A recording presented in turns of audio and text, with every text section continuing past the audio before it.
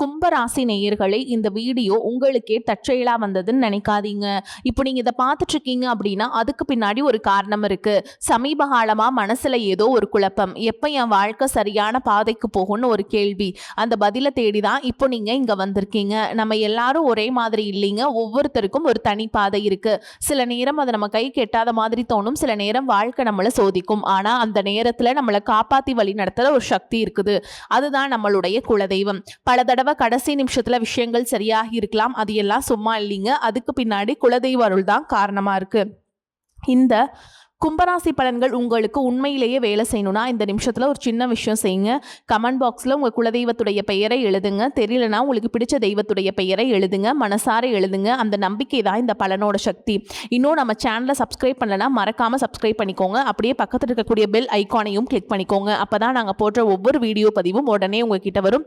வாங்க வீடியோக்குள்ள போலாம். அன்பான கும்பராசி நேயர்களே, சனி பகவானை ராசி அதிபதியாக கொண்டவங்க. உங்களுடைய வாழ்க்கையில சேமிப்பு எவ்வளவு முக்கியம் அப்படிங்கிற அவசியம் தெரிஞ்சவங்க. எதையுமே வாய் விட்டு மற்றவங்க கிட்ட சொல்லிட மாட்டீங்க. ரகசியம் காக்கக்கூடியவங்களா இருப்பீங்க. கல்வியில ஆர்வமும் ஆச்சார அனுஷ்டானங்களை பற்றுதலும் தெய்வீக வழிபாடுகளில் நம்பிக்கையும் அதிகமாக இருக்கும். நிறைய விஷயங்களை தெரிஞ்சுக்கணும், புதுசாக ஏதாவது கற்றுக்கணும் அப்படிங்கிற ஆர்வம் உங்களுக்கு எப்போவுமே இருக்கும். அதே நேரத்தில் பொழுதுபோக்குக்காக மற்றவங்க கிட்ட இருக்கக்கூடிய சின்ன சின்ன குற்றம் குறைகளை அடிக்கடி பேசி சந்தோஷப்படக்கூடிய குணமும் சில நேரங்களில் உங்களுக்கு இருக்கும். தன்னை பற்றி தாங்களே பெருமையாக பேசிக்கிற பழக்கமும் சிலருக்கு இருக்கும். உங்களை புரிஞ்சுக்கிறது எல்லாராலையும் முடியாது. ஏன்னா நீங்கள் யோசிக்கிற விதமே கொஞ்சம் வித்தியாசமாக இருக்கும். மற்றவங்க ஒரு பிரச்சனையை மட்டும் பார்ப்பாங்க, நீங்கள் அதுக்குள்ளே இருக்கிற காரணத்தையும் அதுக்கப்புறம் என்ன நடக்கும் அப்படிங்கிறதையும் யோசிப்பீங்க. அதனாலே சில நேரங்களில் இவர் ரொம்ப ஓவராக யோசிக்கிறாங்க அப்படின்னு கூட சில பேர் உங்களை சொல்லுவாங்க. ஆனால் அந்த யோசனைக்குள்ள உங்களுடைய வாழ்க்கை அனுபவமும் கடந்த காலத்தில் நீங்கள் சந்தித்த ஏமாற்றங்களும் இனிமேல் இதே மாதிரி ஒரு சூழல் வந்துடக்கூடாது அப்படிங்கிற ஒரு பயமும் இருக்கும். யாரை நம்பணும் யாரை நம்பக்கூடாது அப்படிங்கிற விஷயத்தில் நீங்கள் இப்போ ரொம்பவே கவனமாக இருக்கீங்க. கடந்த சில மாதங்களாக பார்த்தீங்கன்னா உங்கள் மனசு அமைதியாக இல்லை, ஒரு முடிவு எடுக்கணும்னு தோணுது. ஆனால் அதே நேரம் ஏதோ ஒரு தயக்கம் பின்னாடி இழுக்குது. இவங்களை மறுபடியும் நம்பலாமா, மறுபடியும் எல்லா விஷயத்தையும் புதுசா தொடங்கலாமா, நான் நினைக்கிற பாதை சரிதானா, இனி என்னுடைய வாழ்க்கை எப்போ நல்லபடியாக மாறும் அப்படின்னு மனசு ஒரு கேள்வி கேட்டுக்கிட்டே இருக்கும். உங்களுக்கு இன்னொரு குணம் இருக்குது. யாராவது உங்களை சந்தேகப்பட்டா உடனே கோபப்பட மாட்டீங்க, அமைதியாக இருப்பீங்க. ஆனால் ஒரு நாள் என்னுடைய செயலாளர் இவர்களுக்கு பதில் சொல்லணும் அப்படின்னு மனசுக்குள்ளே முடிவு பண்ணிக்குவீங்க. அந்த அமைதிக்குள்ளே எவ்வளவு அழுத்தம் இருக்குது அப்படிங்கிறத வேறு யாராலையும் புரிஞ்சுக்க முடியாது. நீங்கள் வார்த்தையால் பதில் சொல்ல நினைக்கிறவங்க கிடையாது. உங்களை குறை சொன்னவங்களுக்கு உங்களுடைய வளர்ச்சியால் பதில் சொல்லணும்னு நினைப்பீங்க. சில நேரங்களில் வாழ்க்கை ஒரு கதவை மூடுறது உங்களை நிராகரிக்கிறதுக்காக இல்லை, அதை விட பெரிய ஒரு வாய்ப்பு உங்களுக்காக கிடைக்கிறதுக்காக தான் அப்படிங்கிறத நீங்கள் ஞாபகம் வச்சுக்கணும். அந்த நம்பிக்கை உங்களுக்கு எப்போவுமே இருக்கணுங்க. அந்த மாதிரியான ஒரு மாற்றத்திற்கான காலகட்டத்துக்குள்ளே தான் இப்போ நீங்கள் இங்கே வந்திருக்கீங்க. இனி வரக்கூடிய நாட்களில் உங்களுக்கு வெறும் அதிர்ஷ்டத்தை மட்டும் கொடுக்க போகிறதில்ல, சில மனிதர்களுடைய சுயரூபத்தை உங்களுக்கு காட்ட போகுது. எந்த விஷயத்தில் நீங்கள் இன்னும் கொஞ்ச நாள் பொறுமையாக இருக்கணும், எந்த முடிவுகளை அவசரப்பட்டு எடுக்கக்கூடாது. புதுசாக வரக்கூடிய நண்பர்கள் உங்கள் வாழ்க்கையில் என்ன மாதிரியான மாற்றத்தை கொடுக்க போகிறாங்க, வேலை, தொழில், பணம், குடும்பம், திருமணம், குழந்தைகள் அப்படின்னு உங்கள் வாழ்க்கையில் எந்தெந்த விஷயங்கள் மாறப்போகுது, எது உங்களுடைய வாழ்க்கைக்கு மிகப்பெரிய முன்னேற்றத்தை கொடுக்க போகுது அப்படிங்கிறத பற்றி தான் இந்த பதிவில் விரிவாக பார்க்க போகிறோம். கும்பராசி அவிட்ட நட்சத்திரம் 3ஆம் பாதம் 4ஆம் பாதம், சதய நட்சத்திரம் பூரட்டாதி நட்சத்திரம் 1ஆம் பாதம் 2ஆம் பாதம் 3ஆம் பாதம்ல இருக்கவங்களுக்கு கிரக நிலைகள் எப்படி இருக்கு அப்படின்னு பார்த்தீங்கன்னா, ராசிஸ்தானத்தில் ராகுவும், குடும்பஸ்தானத்தில் சனியும், சுகஸ்தானத்தில் செவ்வாயும், புத்திரஸ்தானத்தில் புதனும், சத்துருஸ்தானத்தில் சூரியனும் குணவும், களத்திர ஸ்தானத்தில் கேதுவும் சுக்கிரனும், லாபஸ்தானத்தில் சந்திரனும் இருக்காங்க. இதன் காரணமாக கல்வி சார்ந்த செயல்களில் உங்களுக்கு ஆர்வம் இருந்தாலும் சின்ன சின்ன சுணக்கம் ஏற்படும். மனசுல புதுவிதமான இலக்குகளை வைப்பீங்க, புதிய திட்டங்களை போடுவீங்க. அதை செயல்படுத்துறதுல கொஞ்சம் தாமதங்கள் உங்களுக்கு வரலாம். ஆனா செல்வத்தை நிறைய சேர்க்கணும், உங்களுக்குன்னு ஒரு பாதுகாப்பான எதிர்காலத்தை உருவாக்கணும் அப்படின்னு நீங்க எடுக்கக்கூடிய பெரிய முயற்சிகளுக்கு சாதகமான செயல்கள் நடக்க போகுதுங்க. புதுமையான விஷயங்கள் மீது உங்களுக்கு ஆர்வம் உண்டாகும். குடும்ப உறுப்பினர்களிடத்தில் மட்டுமே பொறுமையோடு இருக்கணும். பெருந்தன்மையான செயல்பாடுகள் மூலமாக சமூகத்தில் உங்களுடைய மதிப்பு அதிகரிக்கும். எதுலேயுமே தனித்து செயல்படுவீங்க. மற்றவங்களுக்கு தேவைகளை அறிஞ்சுக்கிட்டு அதை நிறைவேற்றுவீங்க. பயணங்கள் மூலமாக சுமூகமான அனுபவங்கள் உங்களுக்கு கிடைக்கும். வாக்குறுதிகளை கொடுக்கறதுல மட்டும் எப்பவுமே கவனம் வேணும். பார்வை தொடர்பான பிரச்சனைகள் இருக்கவங்க அதை அலட்சியம் செய்யாமல் சரியான மருத்துவ ஆலோசனைகளை எடுத்துக்கிறது நல்லது. மேலும் நீங்கள் எந்த இடத்துல கவனமாக இருக்கணும் அப்படின்னு பார்த்தீங்கன்னா, சுக்கிரன் செவ்வாய் புதன் பெயர்ச்சிகள் உங்களுடைய வாழ்க்கையில் முக்கியமான மாற்றங்களை ஏற்படுத்த போகுது. அதுலேயும் குறிப்பாக பார்த்தீங்கன்னா சுக்கிரன் கன்னிராசிக்கு போய் நீச்சம் அடைகிறாரு. உங்களுடைய 4, 9 இடங்களுக்கு அதிபதியான சுக்கிரன் கன்னிராசியில், அதாவது 8ஆம் இடமான அஸ்தமஸ்தானத்தில் நீச்சம் அடைகிறதுனால சில மறைமுகமான நன்மைகளையும் சின்ன சின்ன உடல் மற்றும் செலவு பிரச்சனைகளையும் கலந்தே கொடுக்க போகுதுங்க. உங்களையும் அறியாமல் ஆடம்பரமான செலவுகளை செஞ்சுருவீங்க. செலவு செஞ்சு முடிச்சு 2 நாட்களுக்கு பிறகு தேவையில்லாமல் இவ்வளவு செலவு பண்ணிட்டோமே அப்படின்னு ரொம்பவே வருத்தப்படுவீங்க. அதனால் இந்த காலகட்டத்தில் பண விஷயத்தில் கொஞ்சம் கட்டுப்பாடு அவசியம். குடும்பத்தில் பார்த்தீங்கன்னா நீங்கள் எவ்வளவு அக்கறையோடு நடந்துக்கிட்டாலும் சில நேரங்களில் அவங்களுக்காக நீங்கள் செய்யக்கூடிய விஷயங்களை புரிஞ்சுக்காமல் உதாசனப்படுத்தக்கூடிய சூழலும் உருவாகலாம். அதனால் உடனடியாக கோபப்பட்டு பதில் சொல்லாமல் கொஞ்சம் பொறுமையோடு நடந்துக்கிறது நல்லது. மிதுன ராசிக்கு செவ்வாய் போறாங்க. இது உங்களுக்கு பூர்வ புண்ணிய ஸ்தானமா இருக்கிறதுனால செவ்வாய் கிரகத்தினால உங்களுக்கு தைரியம் அதிகரிக்கும். புதிய முயற்சிகளை ஓரளவுக்கு வெற்றி கிடைக்கும். இதுவரைக்கும் தயங்கி நின்ன சில விஷயங்களை கூட இனிமே துணிச்சலா முடிவெடுப்பீங்க. அதே நேரத்தில் பிள்ளைகள் வழியில மன உளைச்சல்கள், தேவையற்ற கோபம், உங்களை மதிக்காம நடக்கிறது, சொல் பேச்சு கேட்காம பிரச்சனைகளை மாட்டிக்கிறது, இந்த மாதிரியான இடர்பாடுகள் வருவதற்கான வாய்ப்புகளும் இருக்கு. அதனால் உங்களுடைய பேச்சில் எப்பவுமே கடுமை காட்டாம சமயோகிதமா சிந்திச்சு செயல்படுறது நல்லது. குழந்தைகளுடைய உடல் நலம், படிப்பு, நண்பர்கள் சேர்க்கை, அவங்க போற இடங்கள் எல்லாத்தையும் நீங்க கூடுதலான அக்கறை செலுத்தணும். கலைத்துறை, மீடியா, ஆராய்ச்சி மற்றும் வெளிநாடு தொடர்புகள் மூலமாக திடீர் யோகம் மற்றும் புதிய அனுபவ அறிவு உங்களுக்கு கிடைக்கலாம். இந்த நேரத்தில் கூட்டாளிகள் மற்றும் நண்பர்களுடைய உண்மையான முகத்தை நீங்க அடையாளம் கண்டுக்குவீங்க. இதுவரைக்கும் உங்களை சில பேர் சந்தேகப்பட்டிருப்பாங்க. அதனாலேயே உங்க உறவுகளுக்குள்ள ஒரு இடைவெளி வந்திருக்கும். இந்த இடைவெளியானது இன்னும் சில மாதங்களுக்கு தொடர்ந்து இருக்கலாம். எதிலையுமே சரியான முடிவெடுக்க முடியாம தயக்கம், குழப்பம் மற்றும் சோர்வு உங்களுக்கு ஏற்படும். பண வரவுகள் இருந்தாலும் தேவையற்ற செலவுகளை செய்கிற மாதிரியான சூழல்களை மாட்டிக்குவீங்க.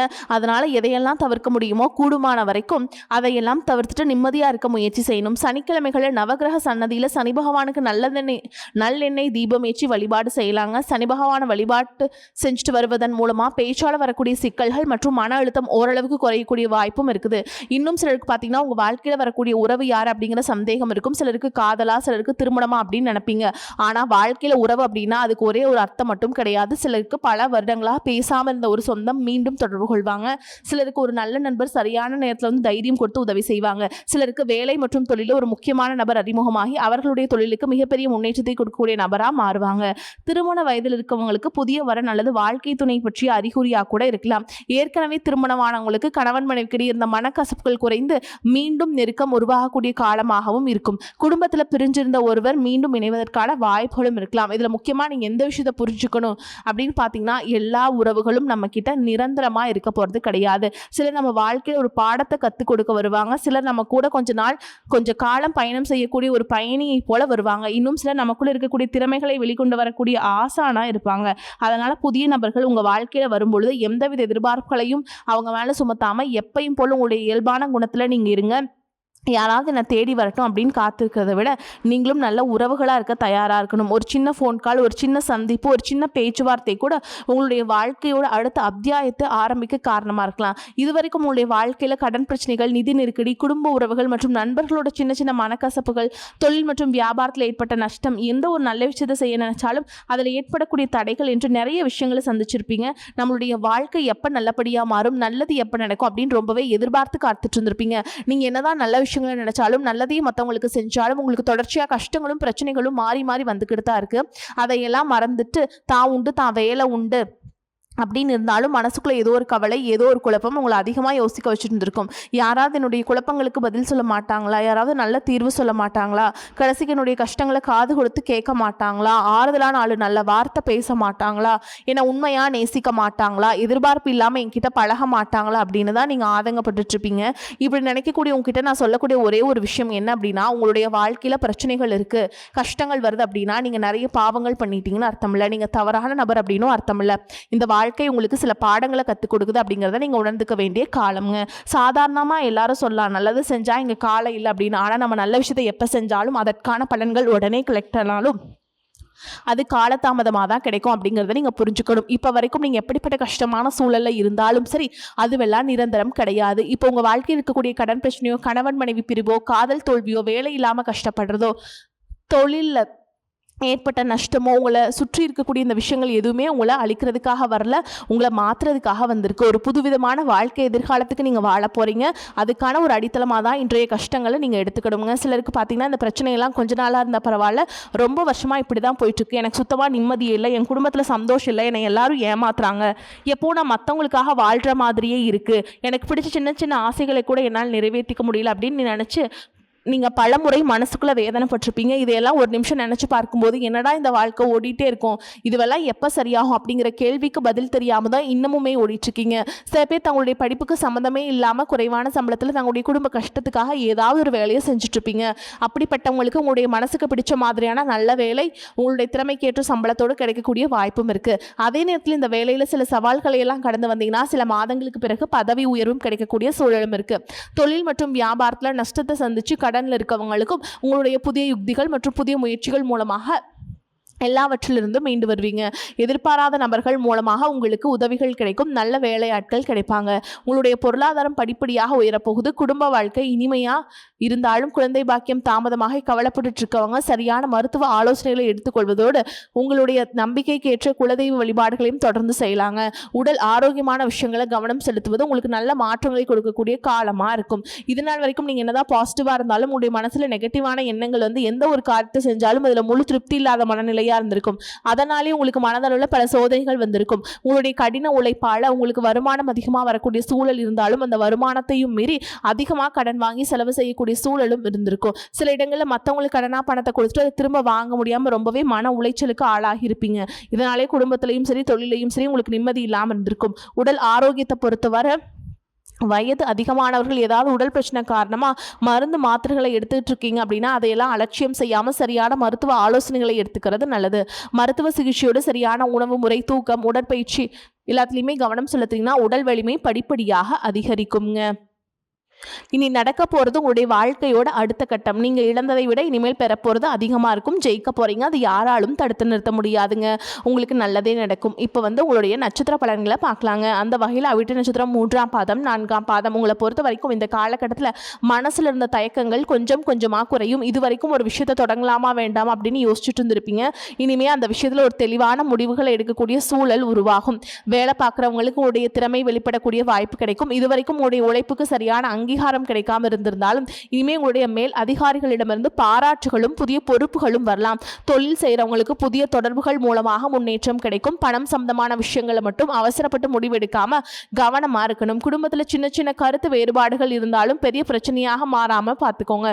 திருமண வயசுல இருக்கவங்களுக்கு நல்ல வரன் தொடர்பான பேச்சுக்கள் வரக்கூடிய வாய்ப்பும் இருக்கு. அவிட்ட நட்சத்திரத்துக்கு முக்கியமான விஷயம், அவசரப்பட்டு யாரையும் நம்பாதீங்க. உங்களுடைய முயற்சியை மட்டும் தொடர்ந்து செய்யுங்க. அடுத்ததா சதய நட்சத்திரம். சதய நட்சத்திரத்தில் பிறந்தவங்களுக்கு இந்த காலகட்டம் வாழ்க்கையில் சில உண்மைகளை புரிய வைக்கக்கூடிய காலமாக இருக்குங்க. யார் உங்களுடையவர்கள், யார் உங்களை பயன்படுத்திக்கிட்டாங்க அப்படிங்கிறத நல்லா தெளிவாக புரிய வரும். வேலை மற்றும் தொழிலில் புதிய வாய்ப்புகள் கிடைக்கலாம். வெளிநாட்டு தொடர்புகள், ஆன்லைன் வேலைகள், மீடியா, தொழில்நுட்பம், ஆராய்ச்சி போன்ற துறைகளில் இருக்கிறவங்களுக்கு எதிர்பாராத முன்னேற்றம் கிடைக்கக்கூடிய வாய்ப்பு இருக்குது. பண விஷயத்தில் இதுவரைக்கும் இருந்த நெருக்கடிகள் கொஞ்சம் கொஞ்சமாக குறையும். ஆனால் தேவையில்லாத கடன் வாங்குறதையும் மற்றவர்களுக்காக உங்களுடைய பெயரில் பொறுப்பு ஏற்றுக்கொள்றதையும் தவிர்க்கணும். குடும்பத்தில் உங்களை புரிஞ்சுக்காமல் இருந்தவங்க கூட ஒரு கட்டத்தில் உங்களுடைய மதிப்பை புரிஞ்சுக்க ஆரம்பிப்பாங்க. உங்களை பொறுத்த வரைக்கும் முக்கியமான அறிவுரை என்னன்னா, உங்களுடைய அடுத்த முயற்சியை எல்லோரிடமும் முன்கூட்டியே சொல்லாமல் அதை செயலில் காட்டுங்க. அடுத்ததாக பூரட்டாதி நட்சத்திரம் 1ஆம் பாதம் 2ஆம் பாதம் 3ஆம் பாதம் உங்களை பொறுத்த வரைக்கும் நீண்ட காலமாக இருந்த ஒரு மன கவலைக்கு முடிவு கிடைக்கக்கூடிய காலமாக இருக்குதுங்க. தொழில் செய்கிறவங்களுக்கு இது வரைக்கும் இருந்த நஷ்டங்களை சரி செய்யக்கூடிய புதிய யுக்திகள் உங்களுக்கு கிடைக்குங்க. குடும்ப வாழ்க்கையை பொறுத்த வரைக்கும் நீண்ட காலமாக இருந்த மனக்கசவுகள் குறைந்து நெருக்கம் அதிகரிக்கும். உங்களை பொறுத்த வரைக்கும் முக்கியமான விஷயம்னா, கடந்த காலத்தில் நடந்ததை நினச்சி எதிர்காலத்தில் பயப்படாதீங்க. உங்களுக்கு இன்னும் நல்ல காலம் இருக்குது. அன்பான கும்பராசினியர்களே, இதுவரைக்கும் உங்களை கஷ்டப்படுத்திய சூழல்கள் உங்களுடைய வாழ்க்கையின் முடிவு கிடையாது. அது உங்களைய அடுத்த கட்டத்துக்கு எடுத்துட்டு போற ஒரு ஏணியா நீங்க எடுத்துக்கணுங்க. நீங்க நினைச்ச வாழ்க்கையை நீங்க வாழ போறீங்க, ஜெயிக்க போறீங்க. நன்றி, வணக்கம்.